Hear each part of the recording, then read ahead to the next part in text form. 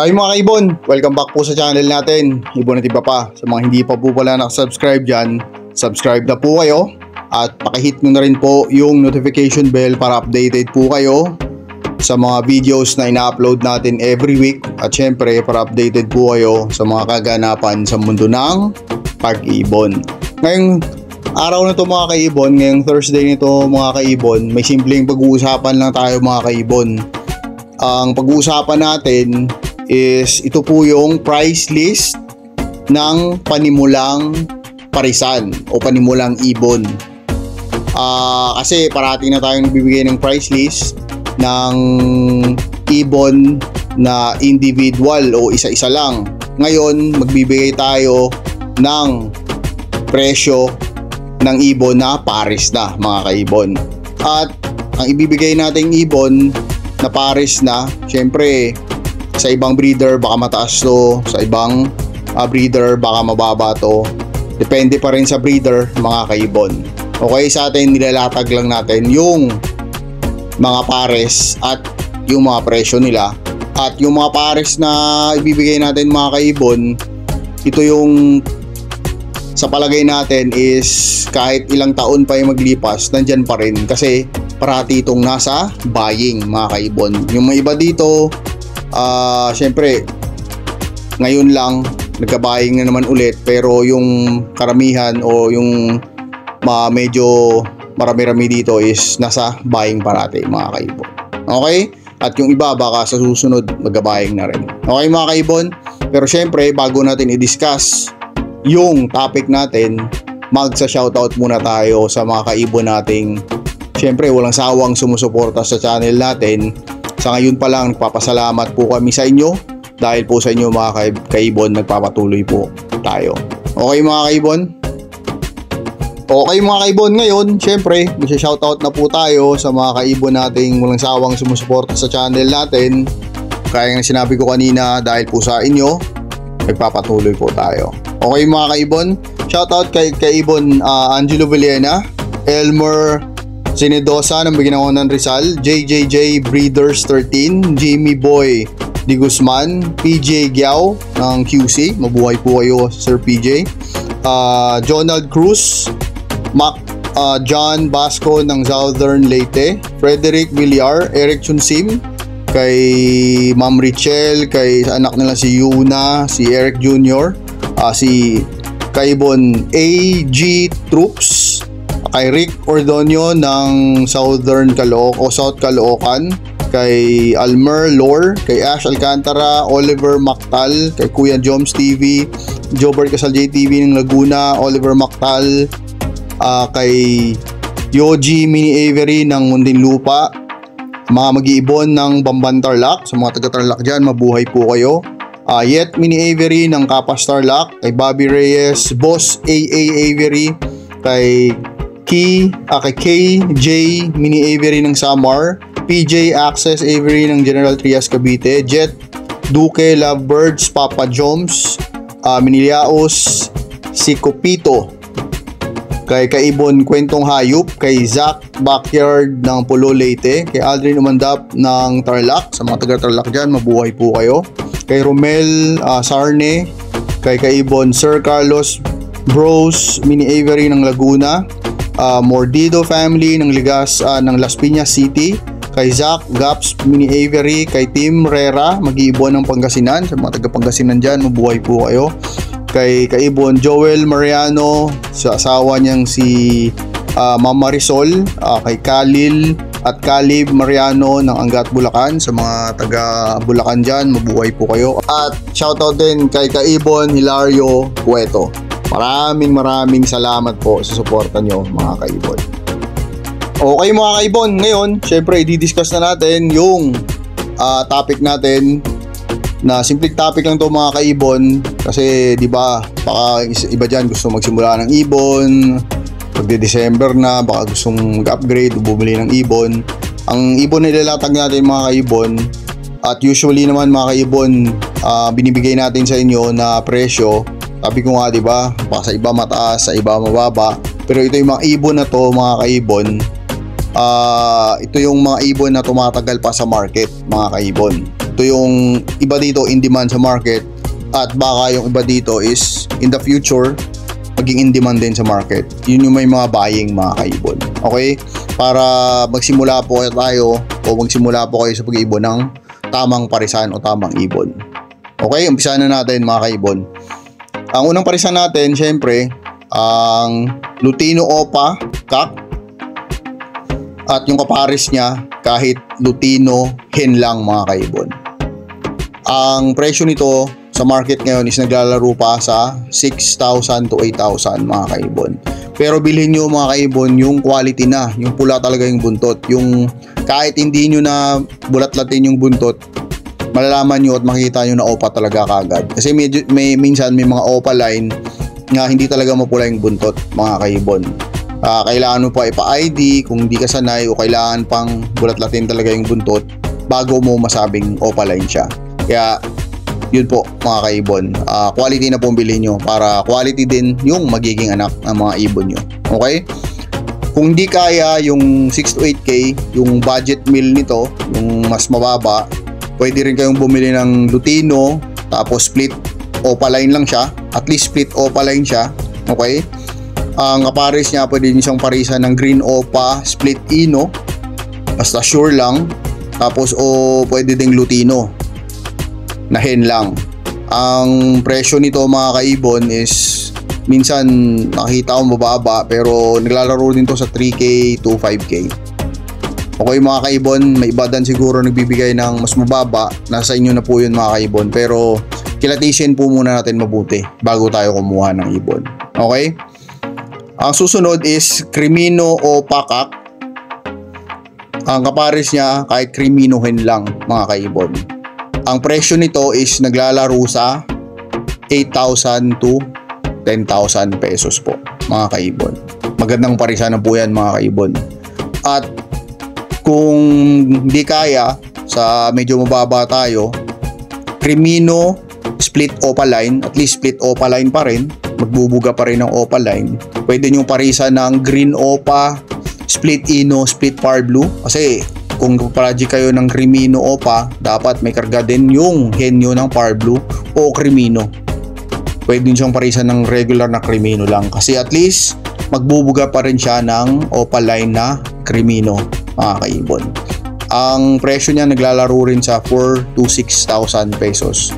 Pero at least medyo matibay-tibay na at medyo okay na yung mga pabuga nyo kahit papano, mga kaibon. May presyo sa merkado.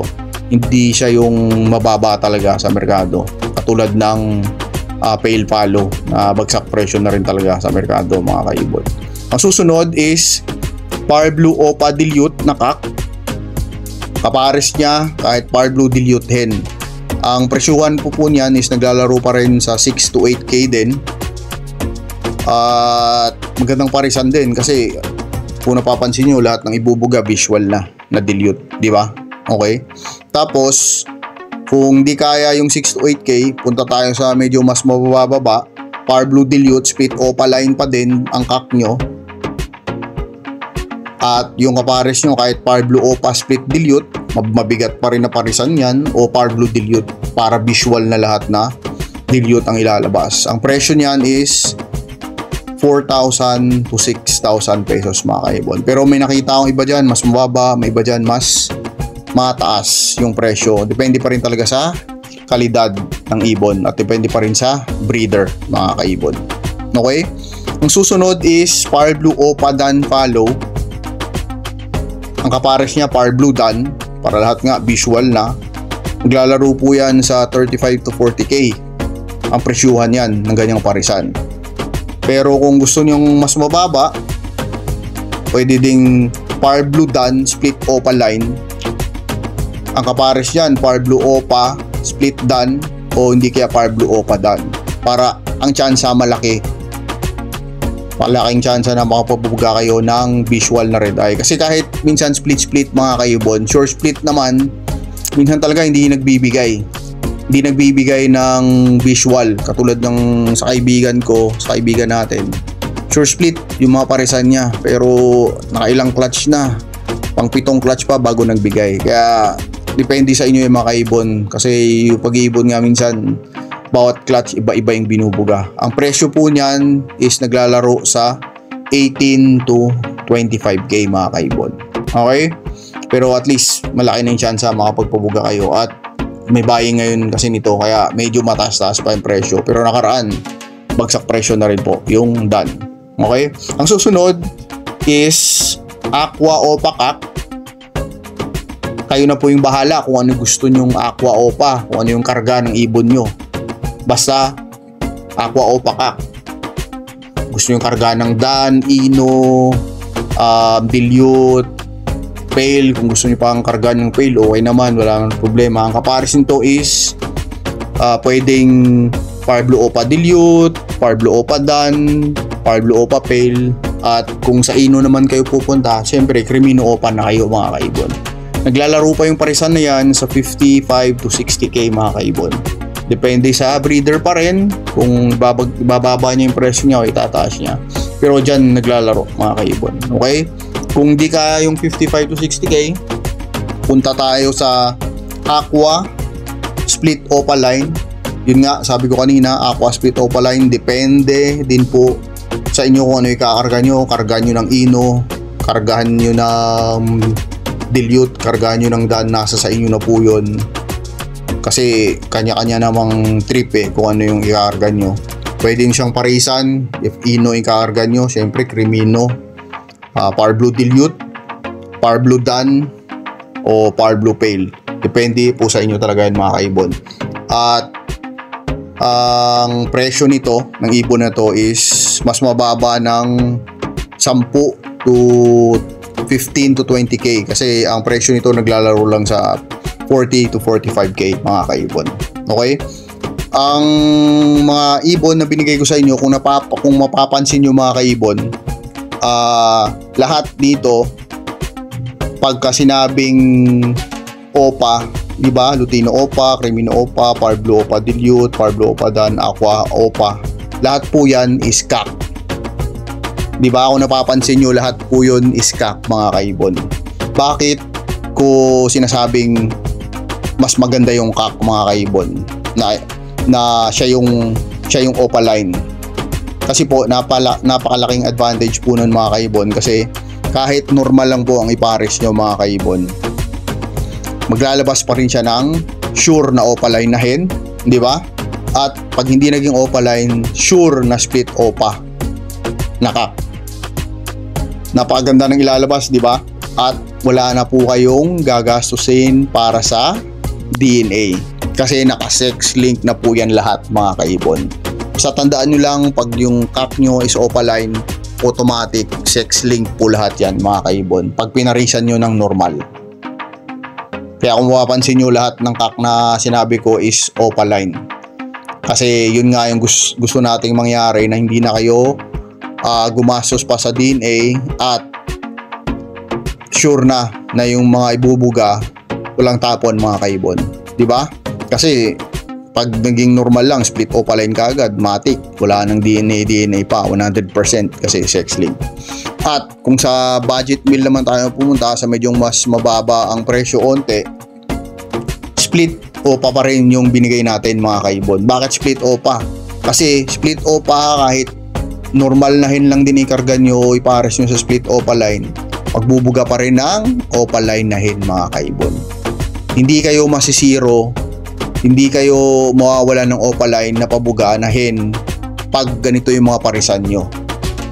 Di ba? Kasi ang hinahabol lang naman natin dito yung mga Opa line na hen mga kaibon Wala naman, sa totoo lang, kasi ang Opa line naman talaga nagpapaganda ng mga breed natin, ng mga mutation, ng mga bagong mutation. Kahit saan natin pabalik-balik na rin natin, Opa line pa rin talaga yung binabangga mga kaibon, para gumanda yung ibon natin mga kaibon.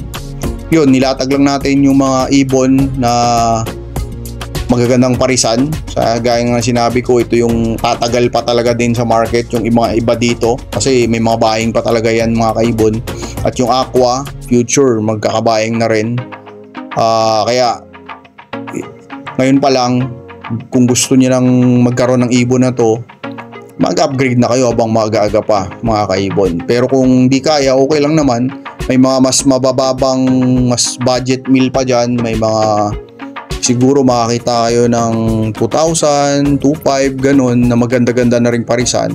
At sa palagay nyo, medyo hindi naman na kayo lugi, kunin nyo na mga kaibon. Basta mag-stick lang kayo sa mga ibon na maraming naghahanap. Kasi kahit saan ka magpunta, yung Ino, hinahanap talaga. Daming buying ng Ino, Lutino Opa, tsaka Crimino Opa. Tsaka ganun, grabe. May mga buying talaga parati mga kaibon. Kaya gusto ko na pag nag-umpisa kayo sa tamang ibon na para hindi kayo masayang o hindi masayang yung panahon nyo sa pag-aalaga at oras nyo mga kaibon. Okay? Pag may mga gusto kayong parisan dyan mga kaibon o may mga tanong kayo sa price dyan, comment down below lang, pero minsan hindi natin talaga nasasagot. Nagpahingi tayo ng paumanhin o pasensya sa inyo kasi napakarami na rin. At kung may mga tanong kayo, kung gusto nyong bumili ng ibon, kumuha ng ibon sa atin, mag-message po kayo directly sa Facebook page natin, Ibon at Iba Pa din po. Mag-message po kayo doon, mag-usap po tayo doon mga kaibon. Okay? Sana po nag-enjoy kayo sa munting topic natin ngayon mga kaibon. God bless po sa lahat na mag-iibon. God bless po sa mga minamahal nyo sa buhay. God bless po sa ating lahat. God bless po mga kaibon. See you next time mga kaibon. Ibon at Iba Pa. Maraming salamat. Bye po.